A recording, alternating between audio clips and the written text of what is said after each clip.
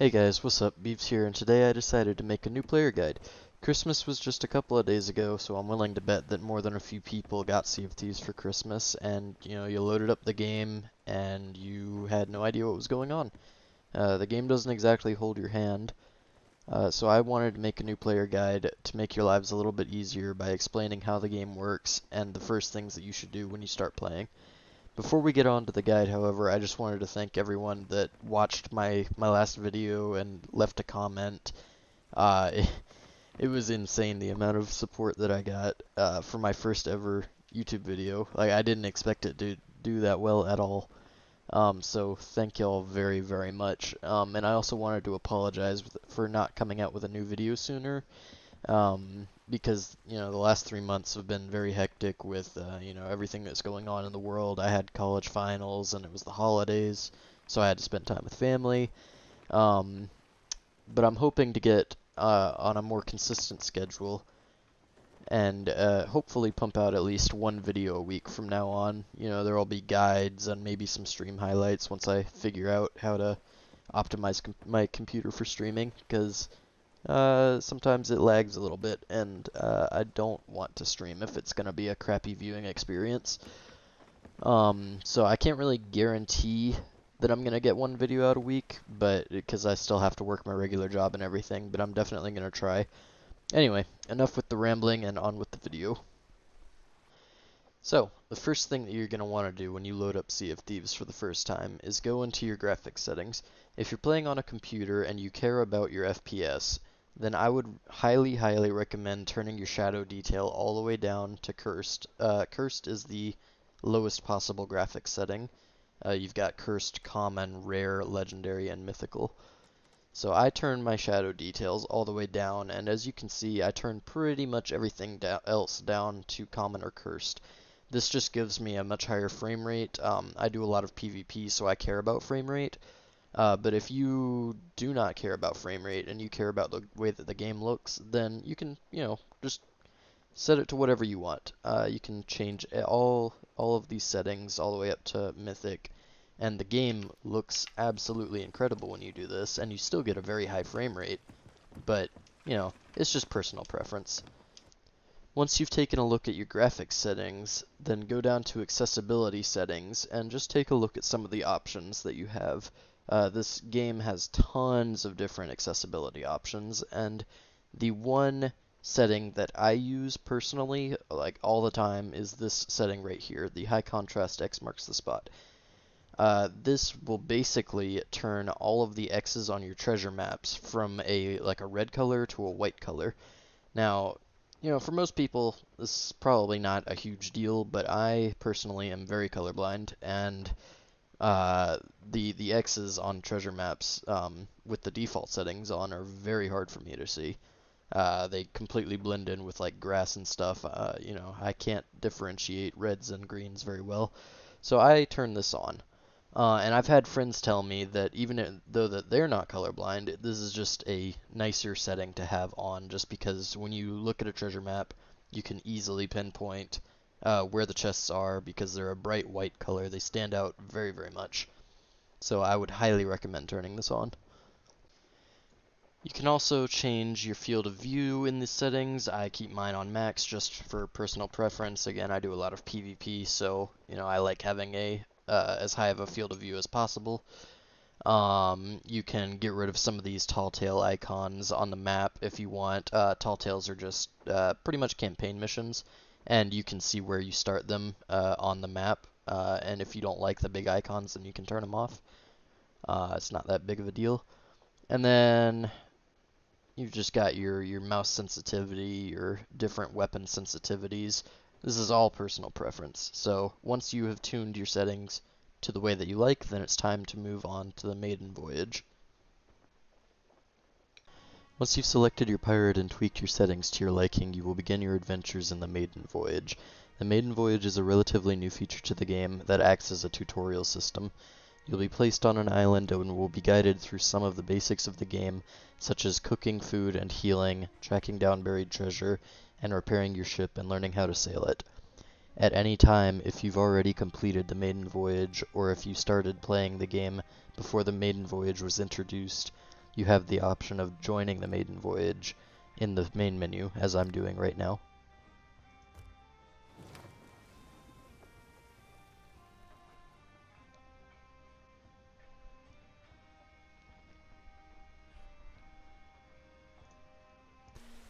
Once you're inside the maiden voyage, you'll be put onto this island, and you'll have to go through a small tutorial system involving the Pirate Lord right over here.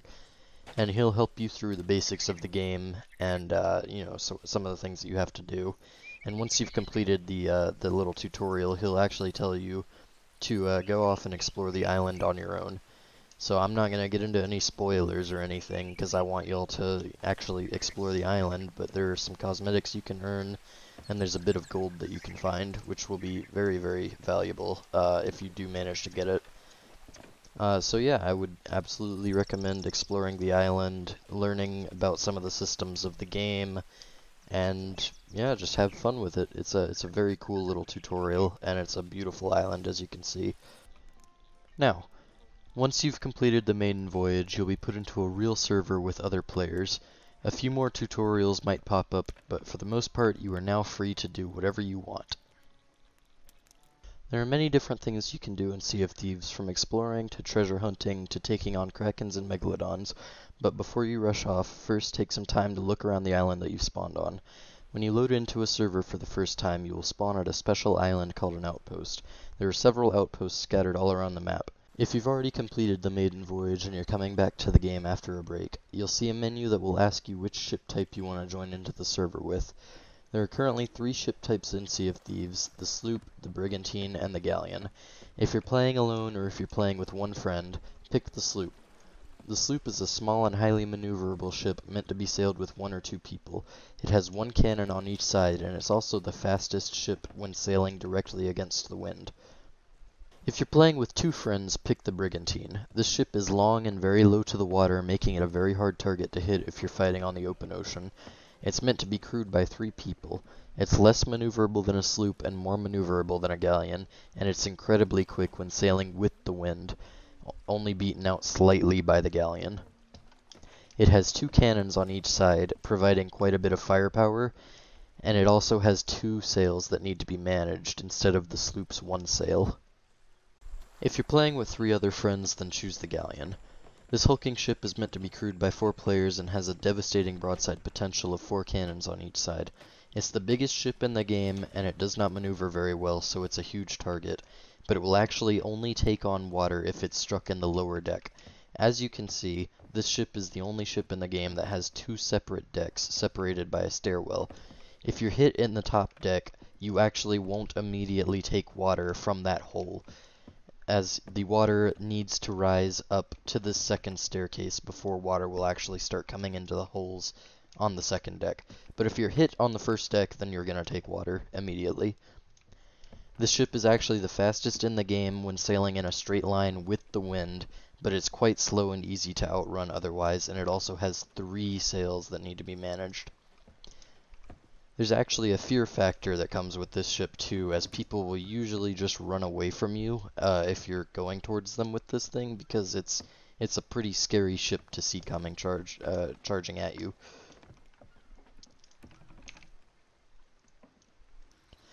So, once you've chosen a ship and loaded into the game, it's time to familiarize yourself with the 3 main trading companies of the game.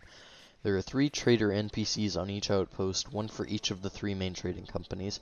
The gold hoarders, surprisingly, value gold, treasure chests, and valuable items. They can sell you voyages, which are basically missions to track down buried treasure or raid ancient vaults. You can receive a treasure map with chests on it, or a riddle that will lead you to a treasure chest. The Order of Souls are a group of mystics who have been tasked with hunting down and destroying cursed skeleton captains. They will give you bounty missions to track down and kill skeleton crews, or even take on ghost fleets. Lastly, the Merchant Alliance is a much more laid-back trading company, tasking you with the delivery of cargo or the collection of animals. Be careful with this cargo, as it can be damaged if not properly taken care of, and damaged cargo does not yield as much gold. There are actually 4 more trading companies in the game. First of all, we've got the Reaper's Bones, whose sole purpose is to track down enemy players and take all of their loot, and sell their loot. and you can sell any item in the game to this trading company, but you can only sell it at one place in the game, which is the Reaper's Hideout. This island is located right in the center of the map, and it has a representative of the Reaper's Bones there. Now, you can sell every item in the game there, but that also means that lots of people will choose to camp that island. So if you're going to do this, then be very, very careful. Next up, we have a trading company called the Hunter's Call. This trading company basically just focuses on fishing and the sale of cooked fish and meat. So you can sell any fish or any cooked piece of meat. You can also sell raw fish and raw meat to these trading company representatives, but you're not going to get as much for them if they're not cooked. And you can find these trading company representatives on these little tiny islands called trading posts. There are many different trading posts scattered around the map, and you'll come to learn in time the names of all of them and their locations. They're not too hard to find, and they're basically just little rocks with a dock on them. This next trading company focuses on the alternate game mode of Sea of Thieves called the Arena. The Arena is a lot like Call of Duty or Battlefield in that you queue up and you join a match, and the matches are usually over within 15 to 20 minutes, and they're very quick and fast-paced. Now, the game mode is actually a lot of fun, and it's really good for practicing PvP, and this trading company has some very cool cosmetics associated with it, as well as a bunch of challenges and titles that you can earn. Athena's Fortune is the last trading company on the list, and you actually really don't need to worry about it as a new player, because you can't access it until you have reached level 50 in at least 3 of the other trading companies that I've just mentioned, and become a pirate legend. So this is the endgame trading company that has you going around doing Athena's Fortune missions to collect ancient Athena treasures and dig up chests of legend. Now these voyages are pretty long, and it's quite the grind to be able to get to a high level. The old maximum level used to be level 10, and I got level 10, and then they added another 10 levels, and as you can see, I'm only level 14 because it's quite the grind. And sometimes I just don't feel like grinding out an Athena voyage when I could be doing some other stuff, but it's still a very, very cool trading company, and it's got tons of cool cosmetics. Let me show you an example really quickly. I think this is my favorite cosmetic, the Ghost Sails. So these are just a kind of a black torn sail with a big glowing circle, and I just think it looks really cool. So if you want to grind out cosmetics like this once you've reached end game, then go for it, because these are really, really cool. So these 4 trading companies that I just mentioned, they are very, very fun. They're awesome. They have tons of cool cosmetics to collect for them, but they're not really central to the game in the way that these 3 are. If you're trying to get to Pirate Legend, I would recommend leveling these 3 up first, because generally they're going to be the quickest, and they're sort of like the foundation of Sea of Thieves. They have like the 3 main voyage types that you'll be doing are for these 3 trading companies, and also pretty much all of the loot in the game is going to be sold to one of these 3 trading companies, unless you're, of course, playing for the Reaper's Bones, in which case every piece of loot you can sell to them. But I also wouldn't like completely discount these extra trading companies. Like the Sea Dogs are amazing for helping you get better at PvP. Just playing arena games will absolutely help you get better at the game. It'll teach you more about survival and how the game works, and it'll help you get a feel for the combat. When you sell something, you'll get a little bit of reputation, so like this little circle would fill up or this square would fill up. So yeah, that's how you gain levels with these companies. Along with the trading company NPCs, there's an NPC named Larinna hanging out at the tavern on each outpost. Larinna sells all sorts of cosmetics for both gold and doubloons, as well as the featured voyage of whatever update is currently Go out. on, surprise me. For example, currently she is selling gilded voyages, which are basically just souped up versions of normal voyages that you can buy from the other traders. You can only purchase one of these gilded voyages, and they are incredibly lucrative, so choose wisely. Typically, with every update that comes out, a new voyage will be added based on the theme of that update, so make sure to check in with Larinna every so often. Now, if you don't enjoy doing voyages, then don't worry, you are absolutely not obligated to do voyages. I hardly ever do them, honestly. I enjoy PvP. Um, I also enjoy going and doing world events and seeing how much loot I can stack onto my ship without getting sunk. Um, so this game is really all about kind of exploring what you like to do, you know, um, and then doing that and getting really good at it. So if you don't enjoy doing voyages, then just don't do them. It's easy as that. You really don't have to. I understand that they can be very grindy. And doing world events, honestly, in my opinion, is way more exciting than going and digging up a treasure chest. But hey, it is all subjective, so I would absolutely recommend that you go and do some of the voyages to see if you like them. But also definitely take part in some of the world events. I'm looking at one right now. It's a giant fire tornado. I mean, who doesn't want to go and see what that's all about, right? Once you've picked out a voyage that you want to do, or you've identified a world event that you want to go and do, then the next step is going to be to gather some supplies. So, all around this outpost, there are barrels. These barrels contain supplies. Supplies are very, very good. You want as many supplies as possible, of any type, really. The only things that you can leave in there are these things right here. Uh, these are just fishing bait. They have no other purpose. If you want to go fishing, then absolutely take them. But if you're not going fishing, then they're not really worth taking. But there are three main supplies in the game, that being food, which you use to heal yourself, cannonballs, which I would hope are fairly self-explanatory. You shoot things with them.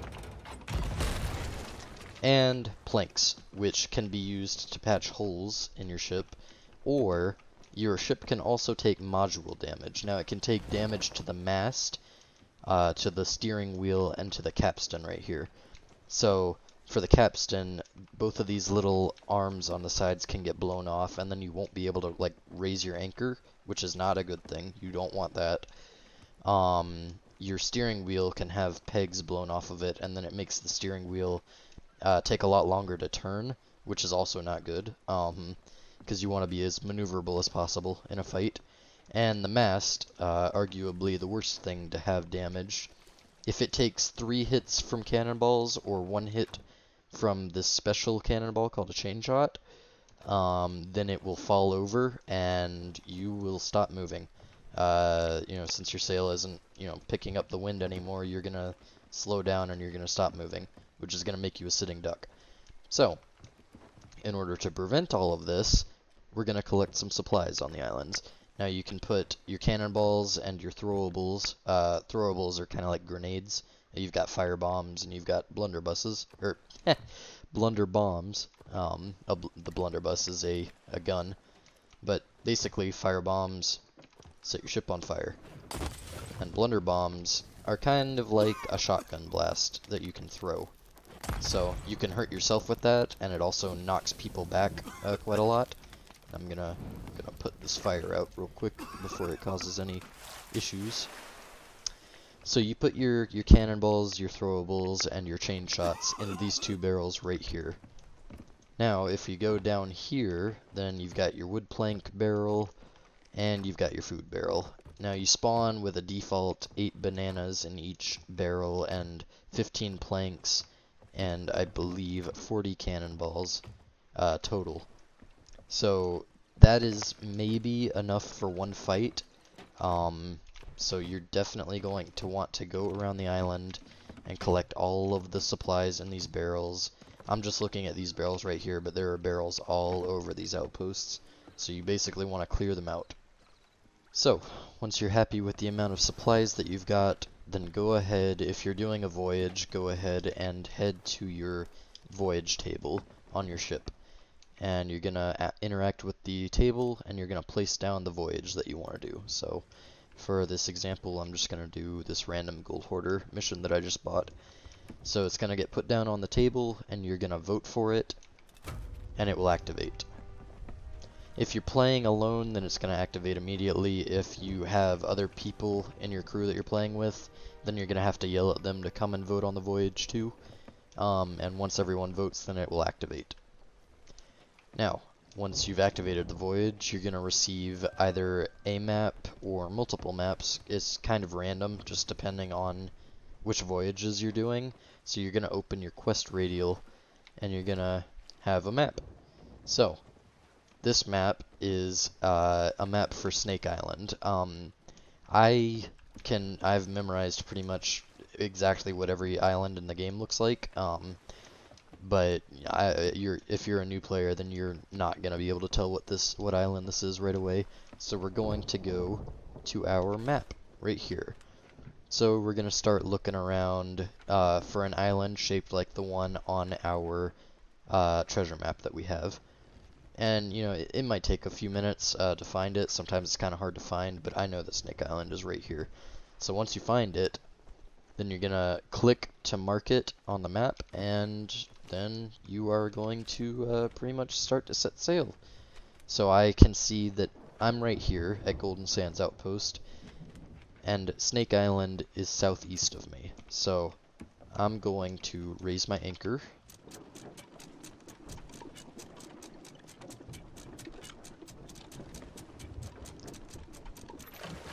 And that's pretty much it. You're just gonna start sailing. So you have a compass right here next to your steering wheel, and you also have, let me make sure I'm not gonna run into the island here, that would be embarrassing. You also have a compass in your inventory, so if you're ever in need of direction, then you always have a compass on you. So that is nice. So once you have done all of that, then there's not much else to say. You are now playing Sea of Thieves, and you're gonna make some pretty incredible memories with this game. I have countless stories with my friends and I playing this game, and it's just a lot of fun. It's a super rewarding experience, and I'm absolutely certain that you're gonna enjoy it. Alright, well, this about brings it to the end of the guide. I just wanted to say thank you again for all of the insane support. I just looked at the video, the first video that I made again, and it's at like 2.3k views, bro. That's insanity for a first video. I'm so happy with that. So I really hope that this helps out some newer players.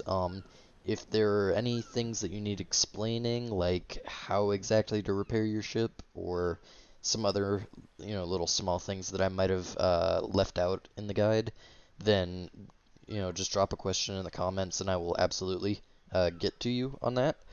And also, I know I mentioned world events earlier. Well, I'm hoping to start making some soloing world event guides. You can see that fire tornado in the background, man. It's calling my name.